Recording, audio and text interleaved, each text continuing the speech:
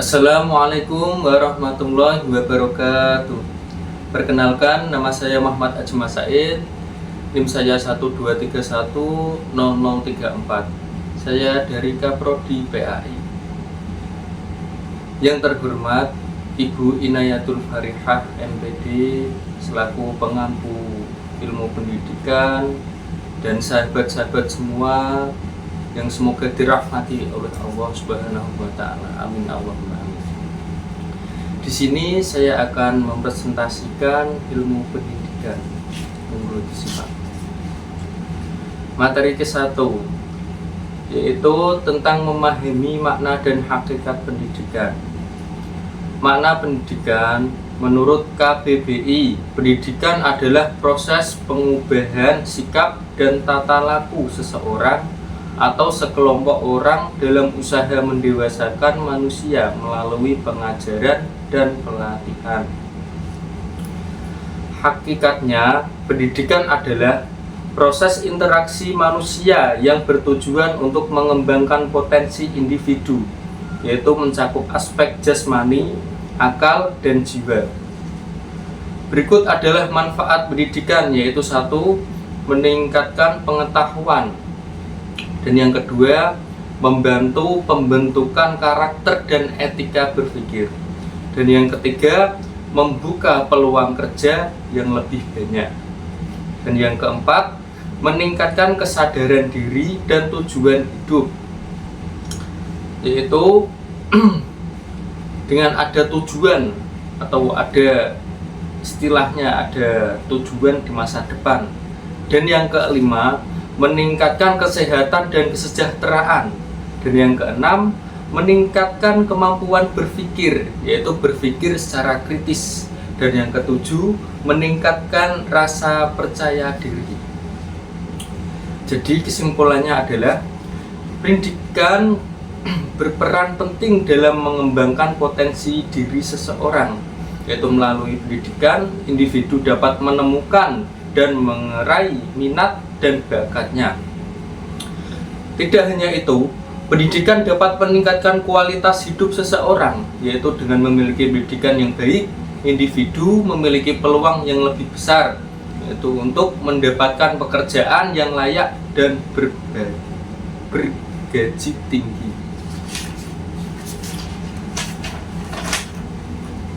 Kita ke materi 2, yaitu yang berjudul memahami kaitan antara pendidikan dan perkembangan peradaban manusia. Pengertiannya yaitu menurut Kiai Hajar Dewantara, pendidikan adalah suatu tuntunan di dalam hidup tumbuhan, yaitu suatu tuntutan di dalam hidup tumbuhnya anak-anak. Pengertian peradaban manusia secara umum, sepanjang sejarah, interaksi manusia dengan objek serta lingkungan sekitar, yaitu merupakan hal yang saling berkaitan dan dapat dipisahkan. Berikut adalah ciri-ciri perkembangan peradaban manusia, yaitu sebuah peradaban yang tinggi seharusnya bisa menjaga keagamaan dan memberikan keputusan terhadap fisik, yaitu estetika psikis dan kreativitas manusianya. Baiklah, sekarang kita ke tujuan pendidikan. Tujuan pendidikan dan peradaban yaitu membangun peradaban suatu pendekatan secara kualitatif, yaitu untuk tidak bisa diterjemahkan dengan alat ukur atau terminologi yang bersifat eksak. Yaitu kesimpulannya adalah tentang memahami kaitan antara pendidikan dan perkembangan peradaban manusia. Yaitu berkesimpulan, pendidikan dituntut untuk mampu memperkenalkan nilai-nilai yang diperlukan di masa depan, yaitu mengajarkannya dan mengembangkannya dalam diri anak didik. Baiklah, kita ke materi 3, yaitu memahami unsur-unsur yang ada dalam proses pendidikan. Pengertiannya adalah pendidikan adalah kunci untuk menciptakan individu berkualitas yang berkontribusi pada kemajuan masyarakat, yaitu dengan tujuan mendeskripsikan unsur-unsur dalam proses pendidikan. Dan yang kedua, menganalisis pengaruh unsur-unsur terhadap efektivitas pendidikan. Dan yang ketiga, mengidentifikasikan dalam penerapannya. Jadi kesimpulannya, dalam proses pendidikan terdapat berbagai unsur yang saling mempengaruhi dan efektivitas dengan pendidikan. Dengan memahami unsur-unsur ini, diharapkan proses pendidikan dapat berlangsung secara efektif dan memberikan hasil yang optimal bagi peserta didik. Kita ke materi 4, yaitu memahami pendidikan secara sistem dan keterkaitan antara pendidikan dan pengajarannya. Yaitu A. Pengertian. Pendidikan berasal dari kata didik yang berarti memelihara dan melatih. Dengan menurut istilah, proses mengubah sikap dan perilaku seseorang untuk mendewasakan manusia. Pendidikan adalah usaha sadar yang melibatkan pengajaran sebagai bagian dari proses, yaitu dengan pendidikan mencakup pengembangan potensi manusia melalui pengajaran, pelatihan, dan bimbingan. Sekarang tujuan pendidikan. Pendidikan merupakan suatu usaha untuk mencapai suatu tujuan pendidikan, yaitu suatu usaha pendidikan menyangkut 3 unsur pokok, yaitu unsur masukan. Jadi kesimpulannya adalah pendidikan dan pengajaran memiliki hubungan erat dan saling mendukung, yaitu sistem pendidikan terdiri dari banyak komponen yang bekerja sama untuk mencapai suatu tujuan, yaitu pada tujuan utamanya adalah salah satu alat utama dalam mengimplementasikan pendidikan. Nah, sekarang kita ke materi 5, yaitu yang berjudul Landasan Pendidikan dan Penerapannya. Menurut para ahli, landasan pendidikan adalah pijakan dasar yang digunakan dalam dunia pendidikan. Seperti beberapa jenis landasan pendidikan, yaitu 1. Filosofis, adalah menentukan tujuan pendidikan. Dan yang kedua, ada psikologis. Psikologis adalah memahami perkembangan peserta didik. Dan yang ketiga, ada sosiologis. Sosiologis adalah menyelaraskan pendidikan dengan masyarakat, yaitu menyamakan antara pendidikan dengan masyarakat sekitar. Dan yang keempat, ada historis. Historis adalah mengambil pelajaran dari sejarah. Berikut adalah tantangan dalam implementasi, yaitu 1. Pelatihan guru, yaitu dengan meningkatkan pemahaman filosofis. Dan yang kedua, ada pendekatan fleksibel, yaitu terapkan teori sesuai konteks pada kelas. Dan yang ketiga, pendidikan multikultural, yaitu menghargai keberagaman sosial. Dan yang keempat, ada evaluasi kebijakan, yaitu lakukan evaluasi sebelum perubahan. Jadi kesimpulannya adalah landasan pendidikan filosofis, psikologis, sosiologis, dan historis memiliki peran penting dalam membentuk arah dan praktik pendidikan, yaitu keterkaitan antara landasan ini menghasilkan sistem pendidikan yang relevan dengan kebutuhan peserta didik dan masyarakat. Oleh karena itu, diperlukan solusi yang tepat agar pendidikan berjalan efektif dan berkelanjutan.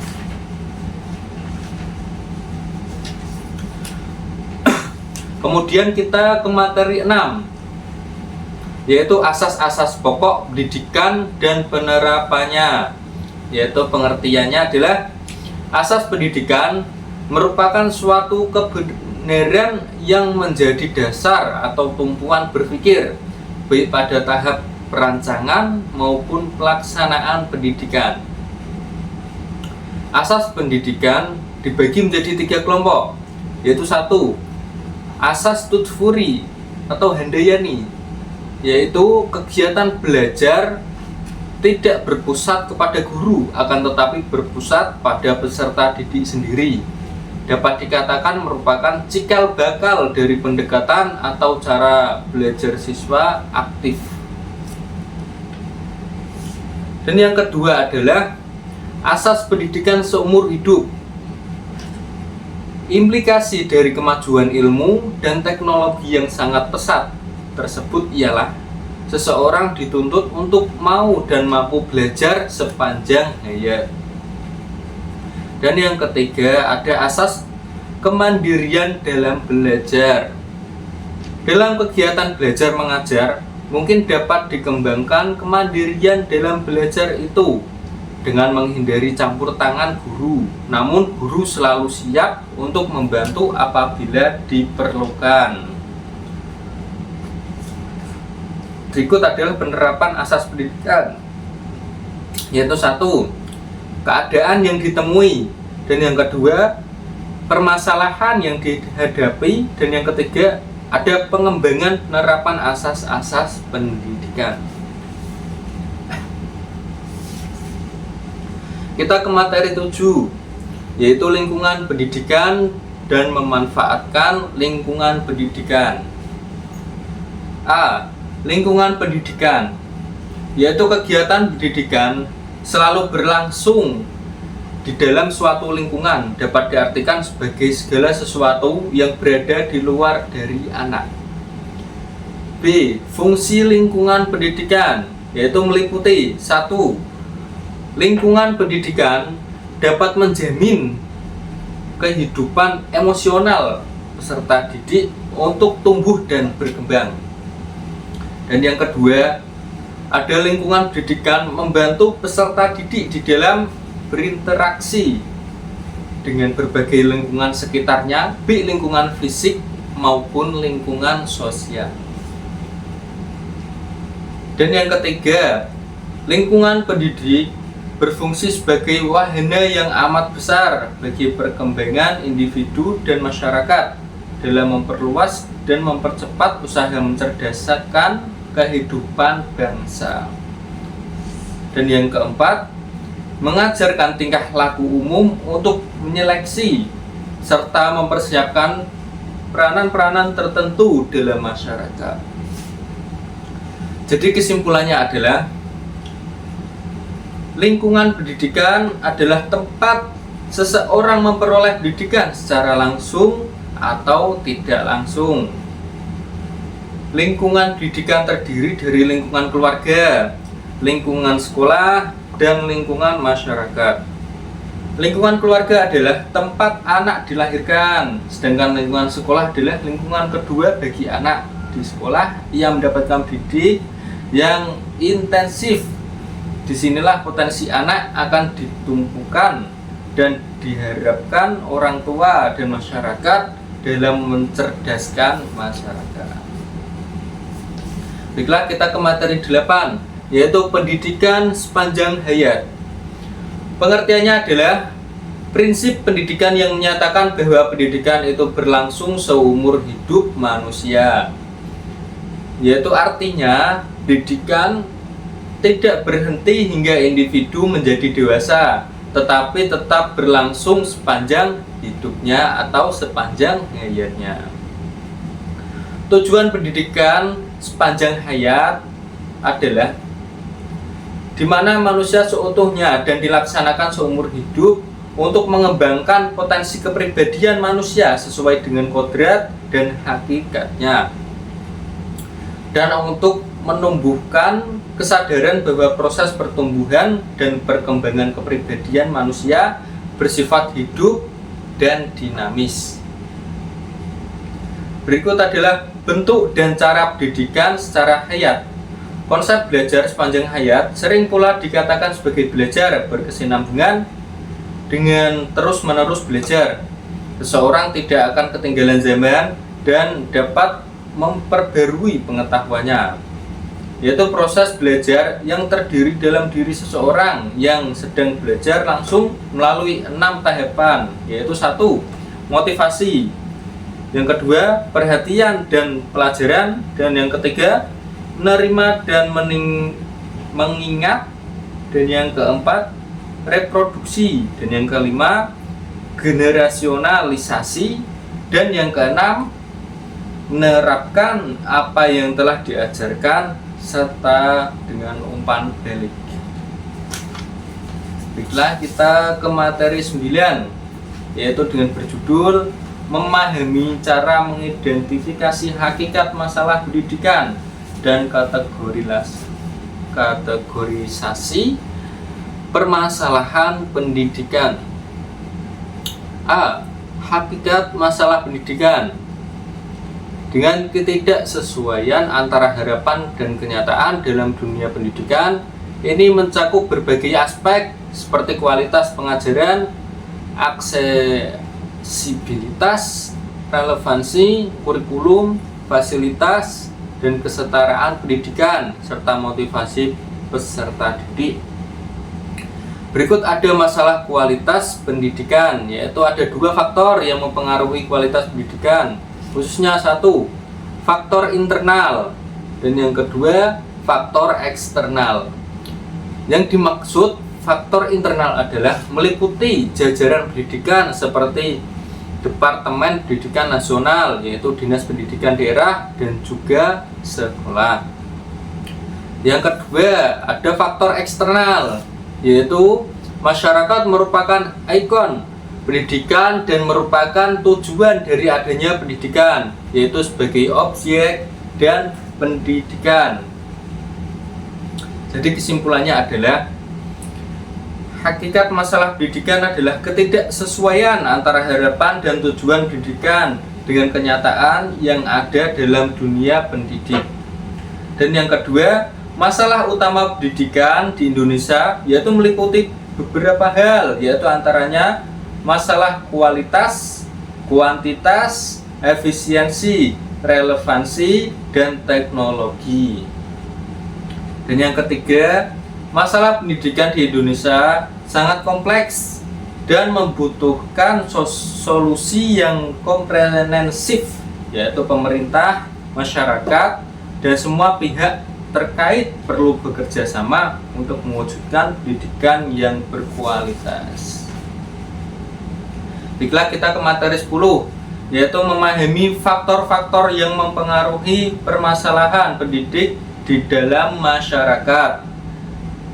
A. Faktor yang menyebabkan permasalahan pendidikan di masyarakat adalah tantangan ini mencakup aspek ekonomi serta budaya dan kuantitas pendidikan itu sendiri. 1.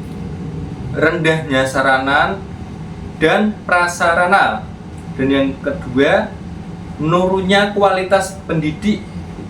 Keadaan guru di Indonesia bisa dikatakan cukup memprihatinkan. Dan yang ketiga, menurunnya kualitas siswa, yang sudah diketahui bahwa rendahnya sarana dan prasarana pendidikan serta rendahnya kualitas guru di Indonesia. Dan yang keempat, ada kurikulum yang tidak relevan atau pembelajarannya yang tidak kontekstual. Jadi kesimpulannya adalah faktor utama yang mempengaruhi permasalahan pendidikan meliputi rendahnya sarana dan prasarana, menurunnya kualitas guru dan siswa, kurikulum yang kurang relevan, dan serta peran orang tua yang minim dalam pendidikan anak. Rendahnya kualitas pendidikan tercermin dalam kurangnya fasilitas yang memadai, yaitu kurangnya profesionalisme dan rendahnya prestasi belajar siswa. Baiklah, kita ke materi 11, yaitu konsep pengembangan peran manusia dan pendidikan dalam pembangunan yaitu konsep pembangunan nasional. Definisi pengembangan yaitu dengan pembangunan proses perubahan menyeluruh sistem sosial meliputi 6 aspek, yaitu 1. Politik, dan yang kedua ekonomi, dan yang ketiga infrastruktur, dan yang keempat ada pendidikan, dan yang kelima teknologi, dan yang keenam budaya. Tujuan utama pembangunan nasional yaitu 1. Melindungi segenap bangsa Indonesia, dan yang kedua memajukan kesejahteraan umum, dan yang ketiga mencerdaskan kehidupan bangsa, dan yang keempat mewujudkan ketertiban dunia berdasarkan kemerdekaan. Tantangan pendidikan yaitu 1. Kelemahan sistem pendidikan, dan yang kedua pendekatan mekanitis, dan yang ketiga paradigma yang input proses output, dan yang keempat sistem pendidikan yang kurang atau yang baku. Kesimpulannya adalah inti pembangunan 1. Perubahan struktural dalam berbagai aspek kehidupan, dan yang kedua peran manusia sebagai produsen dan konsumen, dan yang ketiga ada pendidikan sebagai penggerak pembangunan atau perkembangan. Baiklah, kita langsung ke materi 12, yaitu memahami pentingnya usaha pembaruan atau inovasi pendidikan. Latar belakang mengapa inovasi pendidikan penting, yaitu 1. Dengan tantangan zaman, yaitu perkembangan teknologi dan perubahan sosial menghadirkan tantangan baru bagi dunia pendidikan, dan yang kedua ada meningkatkan kualitas atau usaha pembaruan atau inovasi dalam pendidikan dilakukan untuk mewujudkan pendidikan yang mampu menghasilkan manusia yang unggul serta memperoleh hasil yang terbaik.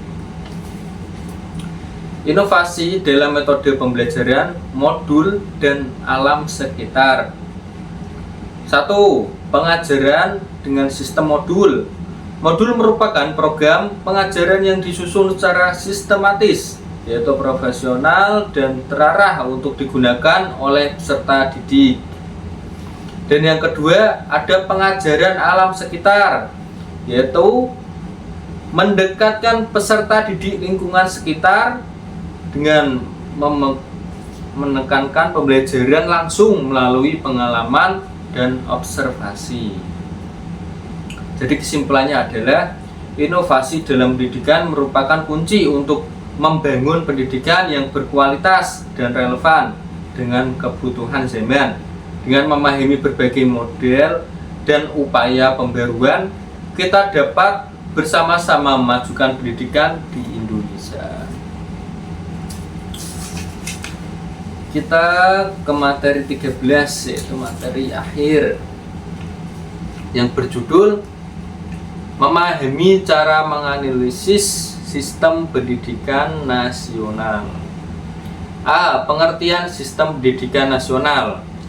Pendidikan adalah usaha sadar dan terencana untuk mewujudkan suasana belajar dan proses pembelajaran agar peserta didik secara aktif mengembangkan potensi dirinya untuk memiliki kekuatan spiritual, keagamaan, pengendalian diri, kepribadian, kecerdasan, dan akhlak mulia.